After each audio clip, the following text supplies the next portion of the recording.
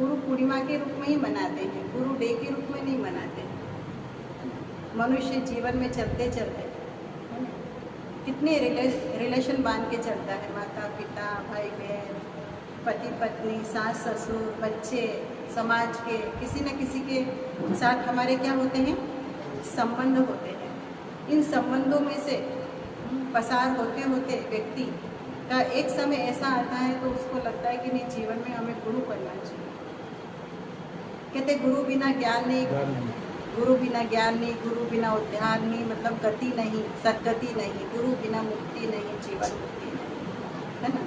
तो गुरु का इतना महत्व माना जाता है कि गुरु रहेगा जीवन में तो हमसे सत्कर्म होते रहेंगे, हमारे से गलत कर्म नहीं होंगे, हम सत्कर्म करेंगे, धर्म के कर्म करते रहेंगे, पुण्य के कर्म करते रहेंगे। कहा जाता है, गायन भी करते हैं, गुरु ब्रह्मा गुरु विष्णु गुरु देव महेश्वर, गुरु साक्षात पर ब्रह्म महेश्वर, है ना। तो हम इस तरह से गाते हैं, पर इसका मीनिंग क्या है कि जितने भी देवी देवता हैं वो भी हमारे जीवन में गुरु के समान ही है। देवी देवता भी है तो वो भी गुरु ही है। गुरु ब्रह्मा कहा, गुरु विष्णु कहा, गुरु महेश्वर कहा, और गुरु साक्षात पर ब्रह्म। जो साक्षात है, जो सतगुरु है, वो कौन है, पर ब्रह्म। जीवन में चलते चलते हमारे सबसे पहला गुरु कौन होते हैं, हमारे माता पिता होते हैं, जो हमें हर चीज़ सिखाते हैं। ठीक है, हमें उठना बैठना बोलना चलना, बड़ों छोटों का सम्मान करना, है ना, रिस्पेक्ट देना, ये कौन सिखाता है, पेरेंट्स सिखाते हैं, माता पिता सिखाते हैं, उनका ये धर्म है ना। क्योंकि गुरु भी एक तरह से, माता पिता भी एक तरह से गुरु ही है। और जो नहीं सिखाते हैं मतलब कि वो अपने फर्ज से अनभिज्ञ हैं, उन्हें अपना जीवन का महत्व तो नहीं मालूम है कि हम माता पिता का फर्ज क्या है। तो पेरेंट्स को सबसे पहले पेरेंट्स, माता पिता बच्चों के फर्स्ट गुरु, जो अपने बच्चों के अंदर मूल्य, संस्कार, नैतिकता, और उसके बाद जब बच्चे थोड़े बड़े होते हैं तो उन्हें स्कूल में भेजा जाता है, और स्कूल में दूसरा गुरु शिक्षक होता है, शिक्षक होता है। और फिर उसके बाद शिक्षा प्राप्त करने के बाद मनुष्य जब डिग्री लेता है तो और भी जीवन में चलते चलते कई ऐसे लोग हमारे जीवन में मिलते हैं जो हमें सही राह बताते हैं। दो प्रकार के लोग हमारे जीवन में मिलते हैं, कुछ होते हैं गिराने वाले और कुछ होते हैं उठाने वाले, है ना, सही राह दिखाने वाले। वो भी गुरु से कम नहीं। और इसी जीवन में चलते चलते एक समय ऐसा आता है तो कई लोग गुरु करते हैं। कहते वानप्रस्थ में, बुढ़ापे में गुरु करा जाता है, 60 वर्ष की आयु में गुरु करा जाता है। पहले ऐसे ही था, व्यक्ति बाल, युवा, प्रौढ़ और उसके बाद वृद्ध, कहते हैं कि अभी गुरु कर। पर आज के समय में अगर देखा जाए गुरु के पड़ जाएंगे तो कहते गुरु करना चाहिए। पर वैसा देखा जाए कि जीवन में चलते चलते भले हम बच्चों को गुरु तो कराते हैं, पर वास्तव में देखा जाए तो आज सृष्टि का चक्र कहा जाए ना, तो सृष्टि रूपी चक्र में जो 5000 वर्ष का जो चक्र है, 5000 वर्ष के चक्र में एक ऐसा समय आता है जब व्यक्ति सारे ज्ञान प्राप्त करने के बावजूद भी उनके जीवन में सत्कर्म, मूल्य जब खत्म हो जाते हैं, जीवन में शिष्टाचार खत्म हो जाते हैं, नैतिकता खत्म हो जाती है ना, और व्यक्ति उससे बहुत दूर जी करके, बहुत दूर हट करके अपना जीवन व्यतीत करता है ना, और दुखी होता ही रहता है ना। गुरु भी करा, शिक्षा भी प्राप्त करी, सब कुछ कर लिया, लेकिन फिर भी जीवन में से दुख नहीं गया, है ना। और हम पुकारते भी हैं, कहते भी है गुरु बिना गति नहीं, गुरु बिना मुक्ति नहीं। तो इतने सारे गुरु करने के बावजूद भी हमारे जीवन में दुख, अशांति, परेशानी क्यों है? कहीं ना कहीं कोई जीवन में मिसिंग है, कोई कड़ी की मिसिंग है ना। तो वो जो मिसिंग कड़ी है ना, वो मिसिंग कड़ी को कौन जोड़ता है? तो काल चक्र में एक ऐसा समय आता है, 5000 वर्ष का जो काल चक्र है, 5000 वर्ष का जो काल चक्र में सतयुग, त्रेता, द्वापर, कलयुग के बाद एक ऐसा समय आता है जब गुरुओं का गुरु सदगुरु इस सृष्टि पर आता है। गीता में कहा है, गुप्त वेश, सत्यनारायण की कथा में कहते हैं बूढ़ा ब्राह्मण धर के रूप आए, है ना।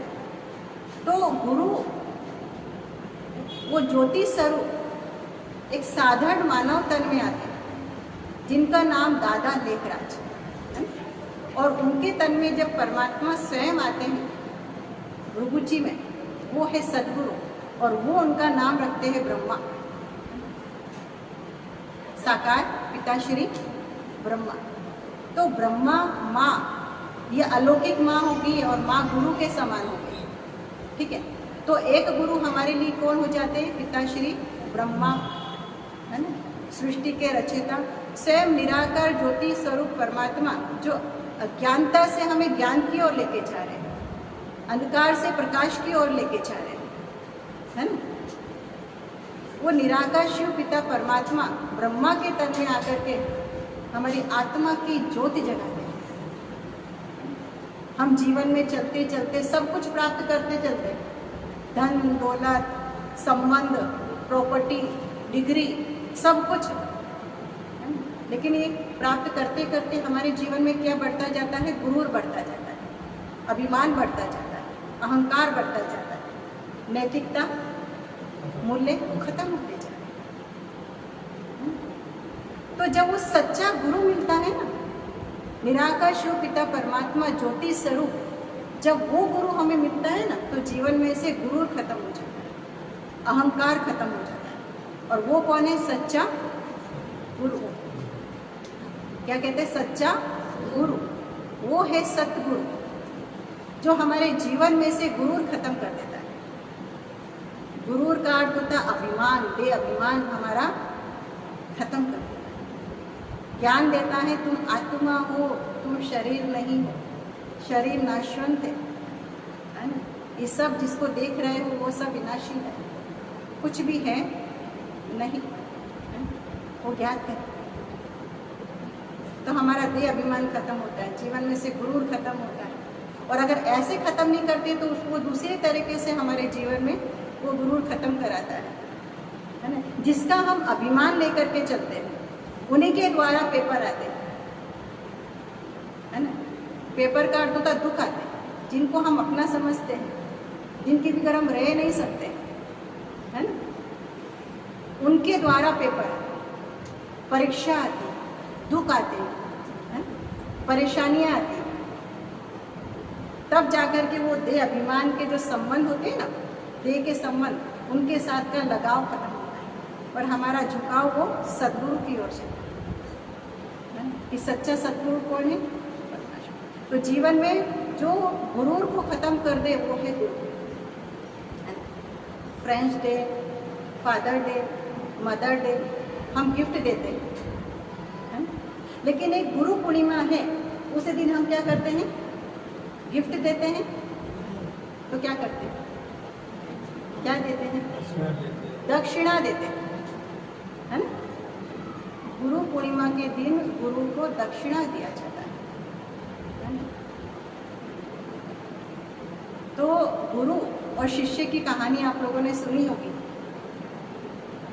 एकलव्य और अंगूठा किसने मांगा था? गुरु द्रोणाचार्य ने। किससे मांगा था? एकलव्य का। अब इतना धनुधर, है ना, इतनी विद्या प्राप्त करावा, और उसका आधार, धनुधर विद्या का आधार क्या था? अंगूठा। अगर अंगूठा ही चला जाए तो उसकी विद्या कोई काम की नहीं। लेकिन गुरु ने कौन सी दक्षिणा मांगी? है? मुझे तुम्हारा अंगूठा दे दो दक्षिणा के रूप में। तो सोचने वाली बात है कि ये कैसा गुरु है जो मेरी सबसे प्रिय वस्तु, जो सबसे मेरी प्रिय कला थी, वो कला को ही खत्म कर रहा है।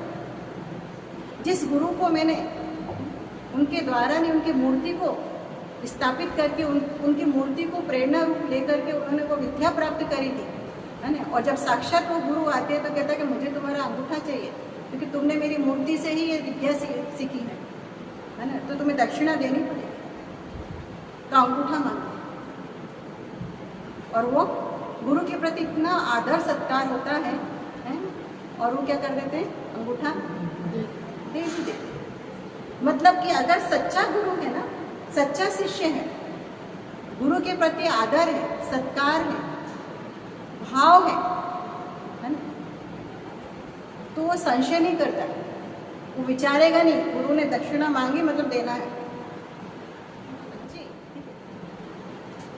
श्रद्धा के रूप में परमात्मा सद्गुरु हम बच्चों से दक्षिणा के रूप में क्या मांगते हैं, दे दे के संबंधों का त्याग करो बुद्धि से, और मुझ बाप के साथ संबंध जोड़ो और मुझे याद करो। मैं जो कहता हूँ वो सुनो,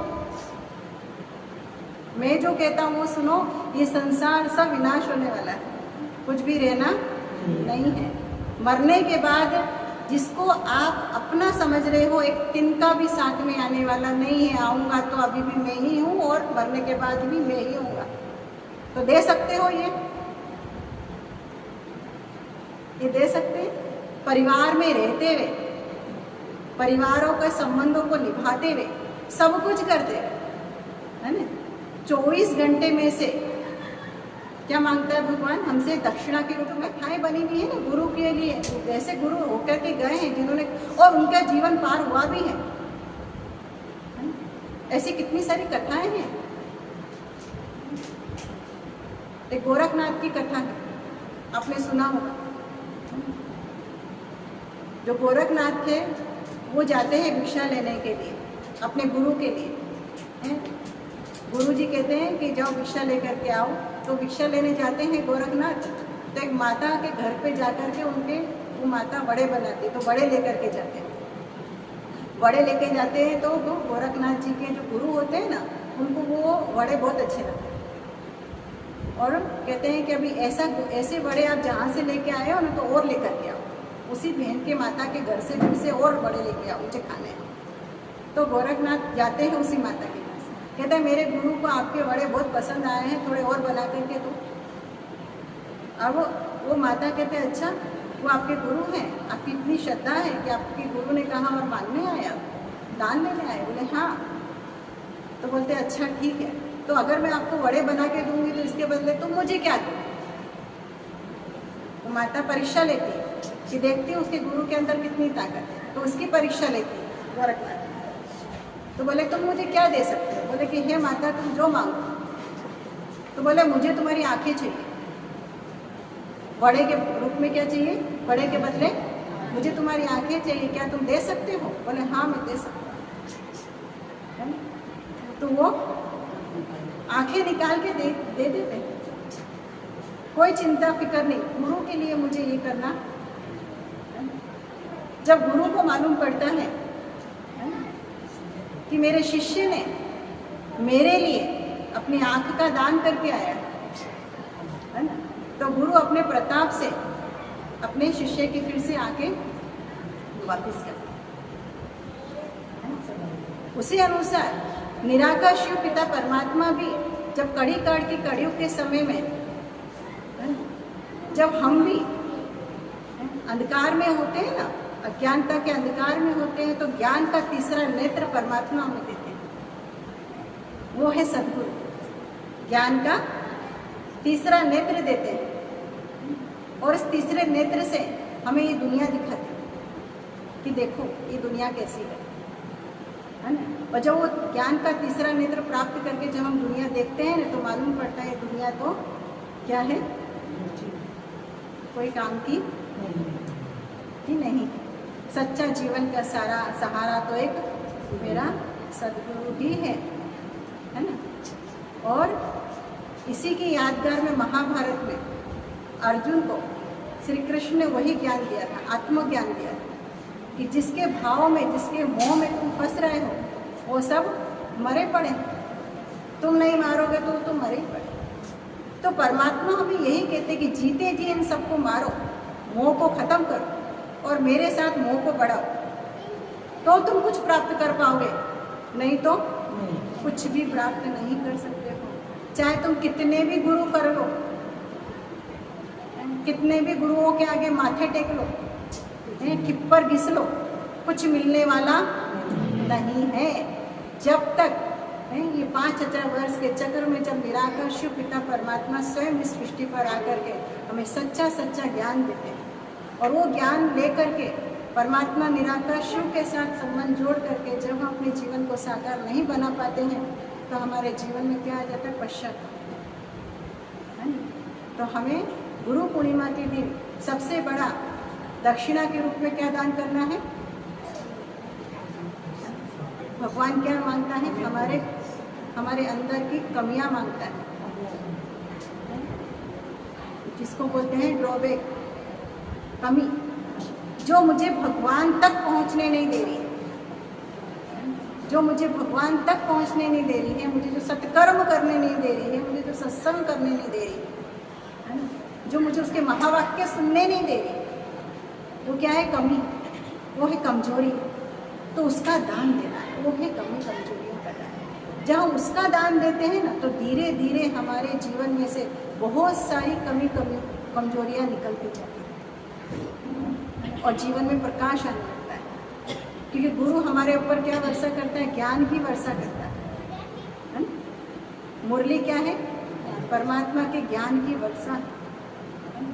तो रोज परमात्मा गीता ज्ञान सुना करके ज्ञान की वर्षा करता है, और हमारे जीवन में से कितने सारे अज्ञानता रूपी अंधकार खत्म होते हैं। और जैसे जैसे अज्ञानता रूपी अंधकार खत्म होते हैं, मतलब कि गुरु खत्म होता है। गुरु का अर्थ क्या है? गाँव होता है ना, क्या गुरु? अंधकार। कोई मुझसे पूछ रहा था, कोई मुझे पूछ रहा था कि इसका मतलब क्या होता है, तो कोई बोलता अंधकार होता है।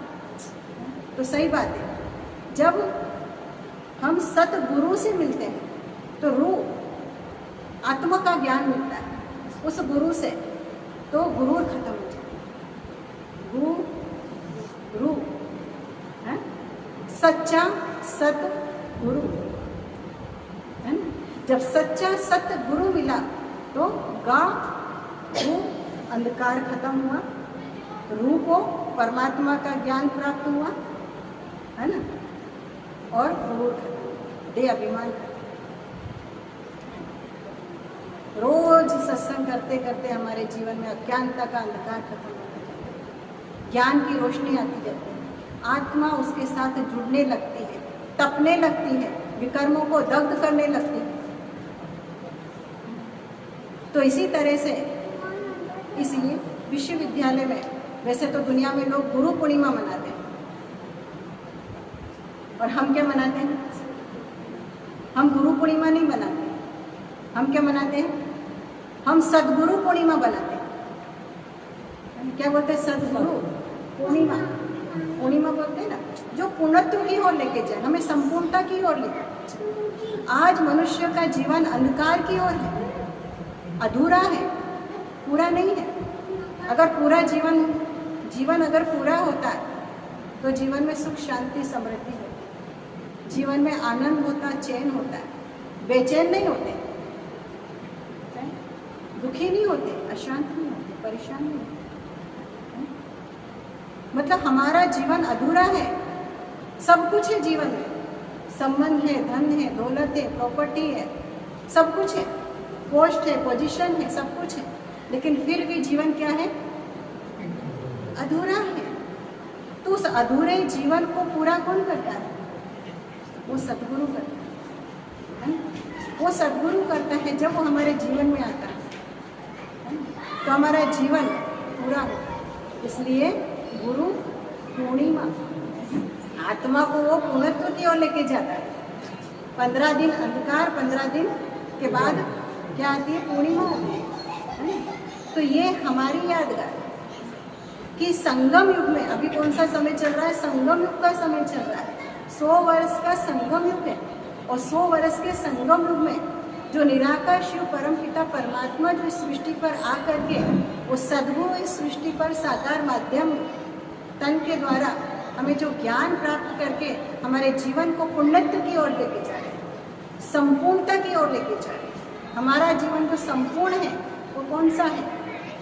नर नारी, नर और नारी। नर नारायण के समान था और नारी लक्ष्मी के समान। तो ये हमारा पूर्ण जीवन, ये हमारा संपूर्ण जीवन। इनके अंदर नैतिकता है, इनके अंदर दिव्यता है, देवी गुण है, देवी संस्कार है। देखो पहला ही चित्र है, वो भी तो जोड़ा ही है ना, पति पत्नी नहीं है क्या? है? पर उनको पति पत्नी नहीं कहते, क्या कहते हैं? हस्बैंड वाइफ बोलते हैं। तो क्या कहते हैं? ये देवी है, ये देवता है, ये लक्ष्मी जी है, ये नारायण जी है। तो उनका पद इतना ऊंचा संपूर्णता तक पहुंच जाता है कि हम उनको कैसे संबोधित कर रहे हैं, सोचो। और हमारा जीवन इतना नीचे आ गया है, कितना इतना नीचे आ चुका है कि हमारा रिलेशन के नाम बदल गए, पति पत्नी, हस्बैंड वाइफ, हाँ? और वो उनके भी 2 आंखें, 2 पैर हैं, 2 हाथ हैं, और हमारे भी वही हैं। उनमें और हमारे में फर्क क्या है? जब हमारे अंदर नैतिकता नहीं है, हमारे अंदर वो दिव्यता नहीं है, हमारे अंदर वो दिव्य संस्कार नहीं है, डिवाइस वैल्यूज नहीं है, ये पूरी प्योरिटी नहीं है, तो हमारा जीवन अंधकार है, अधूरा जीवन। तो हम हमारे बच्चों में क्या डालते हैं? तभी तो हम गुरु कराते हैं, हम भी करते हैं और उनको भी कराते हैं, क्योंकि हमारा जीवन भी अधूरा है। अब मैं कहती हूँ कि संसार में कितने सारे गुरु हैं, जो भी सत्संग करा रहा है, जो भी ज्ञान दे रहा है, जो भी कथा सुना रहा है, जो भी कंठ करके श्लोक सुना है, सब गुरु है। लेकिन फिर भी जीवन में से, संसार में से दुख तो खत्म ही नहीं हो रहा है ना? तो जो निराकार परम पिता परमात्मा है ना, मूल से दुख का खात्मा करता है। दुख का मूल क्या है? हमारे पिछले कर्म के संस्कार, हमारा पिछला कार्मिक अकाउंट, पूरा कर्मों की गुइये गति पूरी बता देते हैं, पूरा पिक्चर बता देते हैं। हम कहते हैं गुरुजी कृपा करो इस बच्चे के ऊपर, इसका जीवन का हिसाब क्या है, थोड़ा कुंडली देखकर तो बताओ, है ना? मेरा कुंडली देखो, पता नहीं कैसा हो गया मेरा। और भगवान जब सदगुरु आता है तो सबकी कुंडली बता देते हैं, दुख का कारण क्या है, फिर हमें समझ में आता है और फिर हम पुरुषार्थ करते हैं, तब जाकर के हमारा जीवन में से सारे दुख खत्म होते हैं और हम पूर्णता की ओर चलते हैं, संपूर्णता की ओर चलते हैं। जो संपूर्ण जीवन हमारा कहाँ होता है? सतयुग में होता है। और अभी कौन सा समय चल रहा है? कलयुग का अंत चल रहा है ना? तो अंत है तो नई दुनिया की शुरुआत भी है ना? क्योंकि हाइड्रोजन बम, परमाणु बम, मिसाइल्स हम देख रहे हैं, सब तैयार है। अब जो प्रकृति है वो भी हम देख रहे हैं क्या हिसाब कर रही है, वो भी अपना हिसाब मांग रही है, दुख दे रही है। बाकी प्रकृति हमारे सुख के लिए है, लेकिन फिर भी इतनी गर्मी, इतनी ठंडी, इतनी बरसात, इतनी दुकान, इतनी बीमारियाँ, ये सब क्या है? हिसाब किताब का है। तो ये सारा कारण, कर्मों का हिसाब किताब सबके साथ हमारा जुड़ा हुआ है, प्रकृति के साथ, मनुष्यों के साथ, सबके साथ। और जब हम योग के द्वारा, राजयोग के द्वारा, मेडिटेशन के द्वारा हम क्या करते हैं? योग का दान करते हैं, कहते हैं योग दान करते हैं। तो योग का दान करते हैं, उसमें अपना परमात्मा के कार्य में अपना तन लगाते हैं, अपना मन लगाते हैं, अपना धन लगाते हैं, अपना समय संकल्प लगाते हैं, श्वास लगाते हैं। किस लिए? नई दुनिया को लाने। भगवान हर आत्मा को संपूर्णता तक पहुंचने का एक अवसर दे रहा है। करना ना करना ये हमारी मर्जी, चॉइस हमारी है। भगवान ने हर एक का भाग लिख दिया है, हर एक का भाग्य लिख करके भेजा है, लेकिन एक लास्ट पन्ना खाली छोड़ दो। सबका भाग्य लिख के भेज जाए कि तुम मेरे बच्चे हो तो संपूर्ण ही हो। अगर मेरे बच्चे हो तो संपूर्ण ही हो, लेकिन फिर भी तुम्हारी चॉइस है। तुम्हें क्या करना, मेरा बन के चलना है या जो विनाशी है उनमें फंस के चलना है। तो गुरु फंसाता नहीं है, गुरु बंधन में से छुड़ाता है, काल के बंधन से छुड़ाता है, दुख के बंधन से छुड़ाता है ना, हर संबंधों के बंधन से छुड़ाता है। अब इसका मतलब ये नहीं है कि हमें संबंधों को तोड़ देना, नहीं, उनको कैसे हमें बैलेंस करके चलना वो सिखाता है। हम इतने मोह माया में फंस चुके हैं ना, टिफिन बनाने में कितना टाइम लगता है,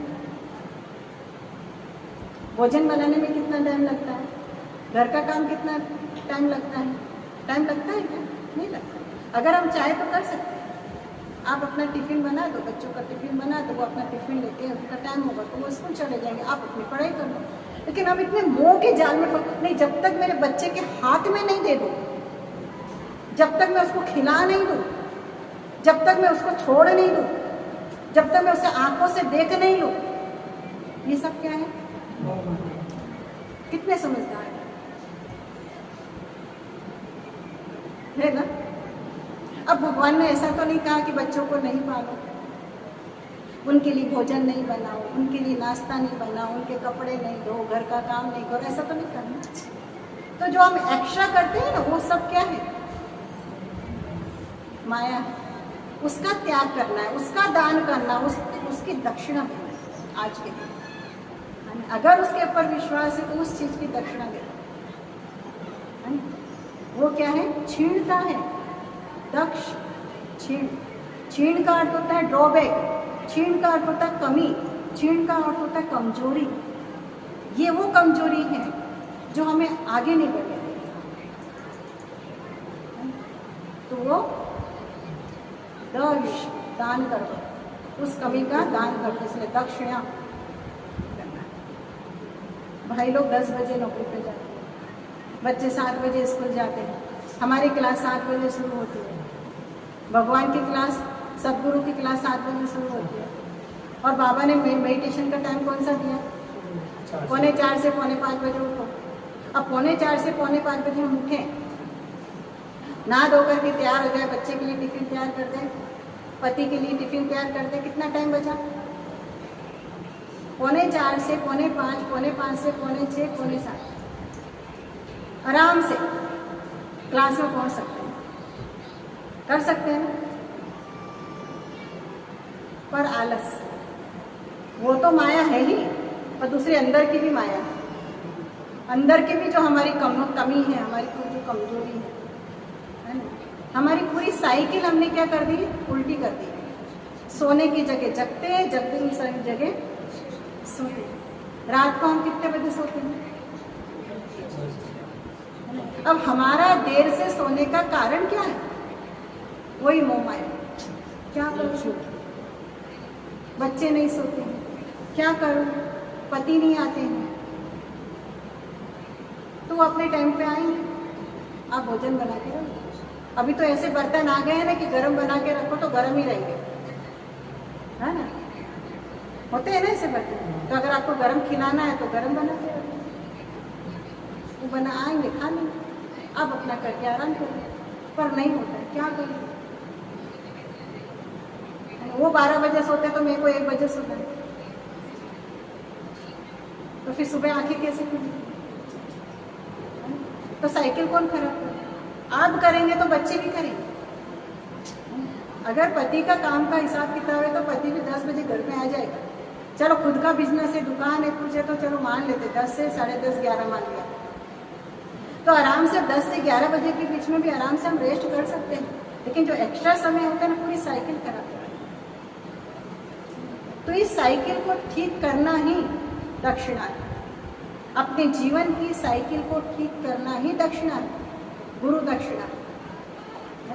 तब जाकर ही तो हम आगे बढ़ेंगे, नहीं तो अपनी मर्जी से सोना, अपनी मर्जी से उठना, अपनी मर्जी से गुरु का नाम लेना, अपनी मर्जी से गुरु के दरबार में जाना है, तो तो जब हम सब अपनी ही मर्जी से करेंगे तो गुरु क्या करेगा? वो भी अपनी मर्जी से करेंगे। और जब वो अपनी मर्जी से करता तो हमको समझ में आता नहीं है, हैं? वो तो गुरु है, कृपा करना चाहिए ना उन पर। तो कृपा करने बैठा है, पर उसका कंडीशन यही है कि वो गुरु है और गुरु के हिसाब से चलना हमारा नैतिक फर्ज है। गुरु के हिसाब से चलना हमारा नैतिक फर्ज है, लेकिन हम उल्टा कर देते हैं, गुरु को अपने हिसाब से चलाने का सोचते हैं। तो गुरु आपको कुछ वो श्राप नहीं देते, वो कुछ नहीं बोलते, वो तो कहता ठीक है आशीर्वाद देते। तो आशीर्वाद लेने से हमारा उन गुरु का आशीर्वाद फल जाएगा? आशीर्वाद, दुआएं ये कमाने की चीज़ है, लेने की चीज़ नहीं है।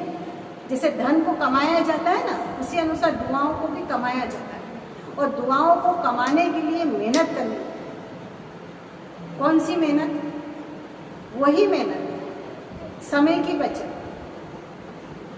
है ना, वो है मेहनत।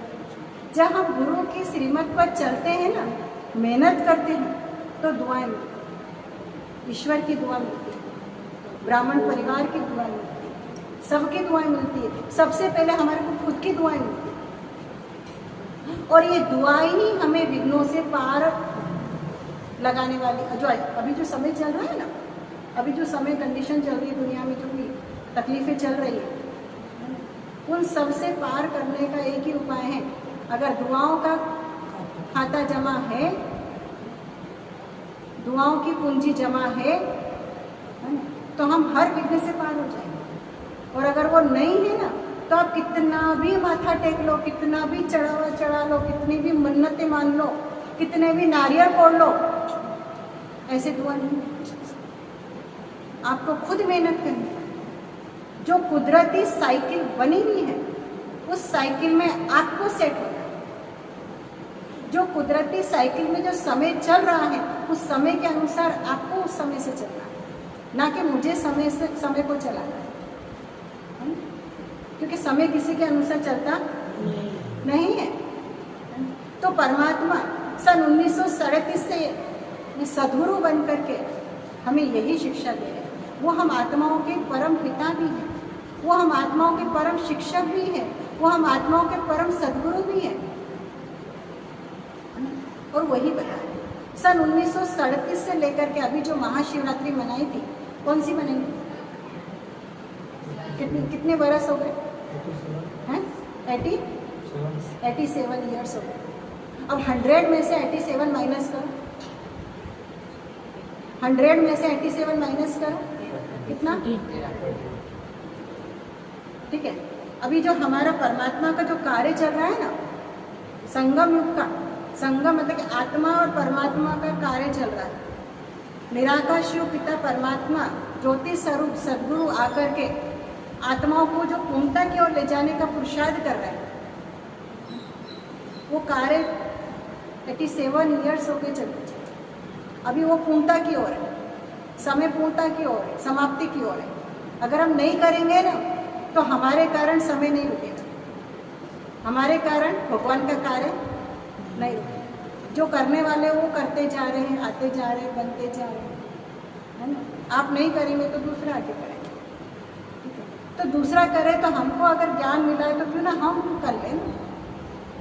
बाकी तो कोई भी देहधारी गुरु नहीं है जो हमारा उद्धार कर सके, भले आप कितना भी उसके नाम का माला जपो, कितना भी कुछ भी कर लो, वो हमारे जीवन को पार लगाने वाला नहीं है, वो हमारी गति सदगति करने वाला नहीं है।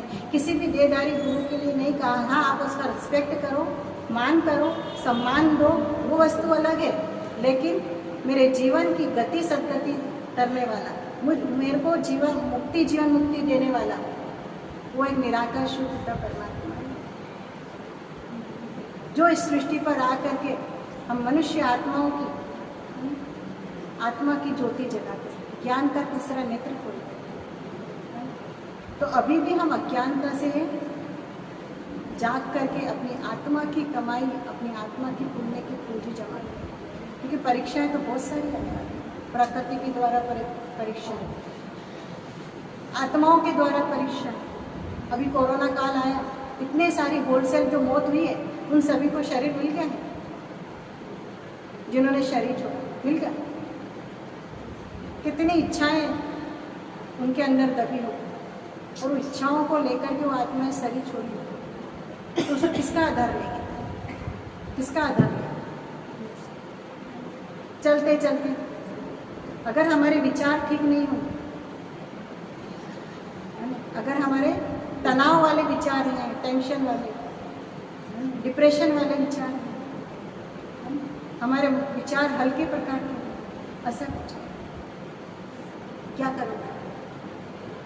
कोई नहीं छुड़ा सकता। कहीं पर भी बुआ के पास चले जाओ, वो पैसे हटने के लिए बैठे। इन परीक्षाओं से भी पार करने वाला, छुड़ाने वाला, रक्षा करने वाला वही सकता। ये सबसे बड़ी परीक्षा है, सबसे बड़ा प्रकार है। और ये जो प्रकृति का हिसाब किताब है वो अलग है। वो आए दिन जो हम देख रहे हैं, समय अनुसार महंगाइयाँ बढ़ती जा रही, महंगाइयाँ बढ़ती जा रही। एक समय ऐसा आएगा कि बरसात इतनी होगी, इतनी होगी, इतनी होगी, फिर दुकान हो जाएगी, लोग भूखे मरेंगे। इतनी बरसात होगी कि खेती भी बिगड़ जाएगी, और हो ही रहा है। और फिर एकदम से सूखा पड़ जाएगा। तो प्रकृति आपदा तो आना चालू ही है। हम सोचते कब होगा विनाश, विनाश तो चालू ही है, धीरे धीरे हो रहा है, एकदम से। तो प्रकृति अभी भी हमें जगने का इशारा दे रही है। और हमारे संबंध, आप कितना भी कर लो, कितना भी कर लो, आखिर बता क्या किया आपने मेरे लिए, क्या किया? और अच्छा डरा है तो कौन सा एहसान? पूरी जीवन घिस लो आप, अंत क्या कहेंगे? कौन सा एहसान? ठीक है, तो एहसान क्यों कर रहे हो उनके ऊपर? आप अपना फर्ज निभाओ ना। तो अगर बच्चे आपको ऐसा जवाब दे रहे तो वो गलत नहीं है क्या गलत? वो आपकी आंखें खोल रहे हैं, कौन सा एहसान? तो एहसान नहीं करो, फर्ज निभाओ। तो फर्ज में क्या होगा? हम अपना भी कर सकेंगे और उनका भी कर सकेंगे। बैलेंस रख के चलेंगे, बैलेंस में रहना है और ब्लेसिंग देना है। तो बैलेंस में रहेंगे ना, तो हम उनको दुआएं भी दे सकेंगे, नहीं तो हम उनको दुआएं भी नहीं दे सकते। बच्चों को दुआएं दे सकेंगे? निकलेगी नहीं दुआएं, क्योंकि उनसे तो हमें दुख मिल रहा है। तो बच्चों को कैसे दुआ देंगे?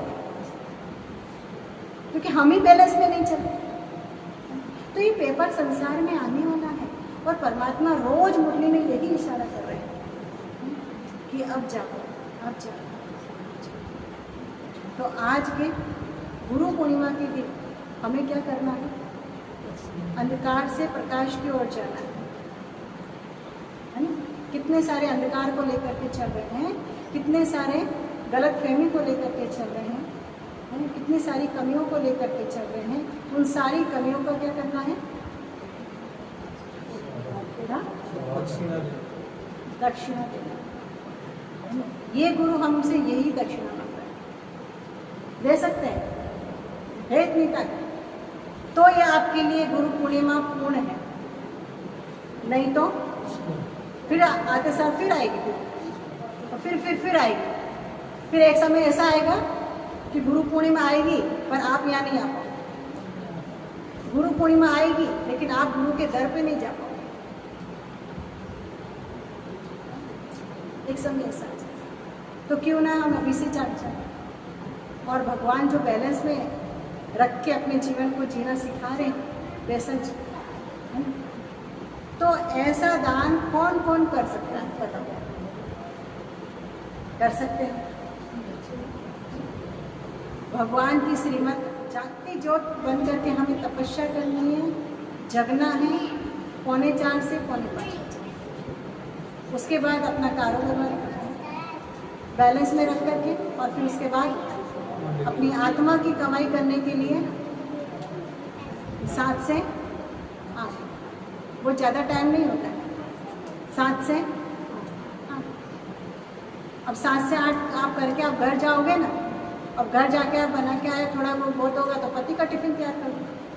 और अगर आपके अंदर ताकत है तो उसको भी ज्ञान में लेके आ जाओ।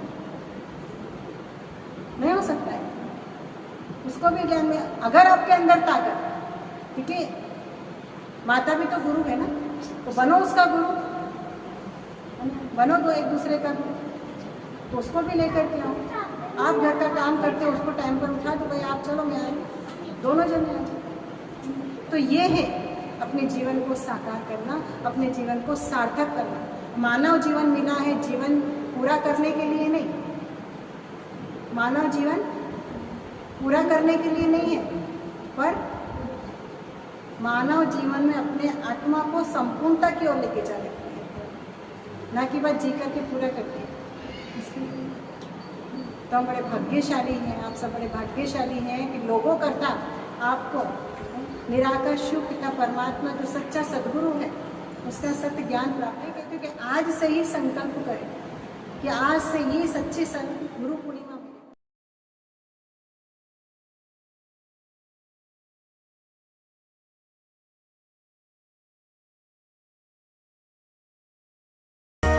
शिव मेरे पूजा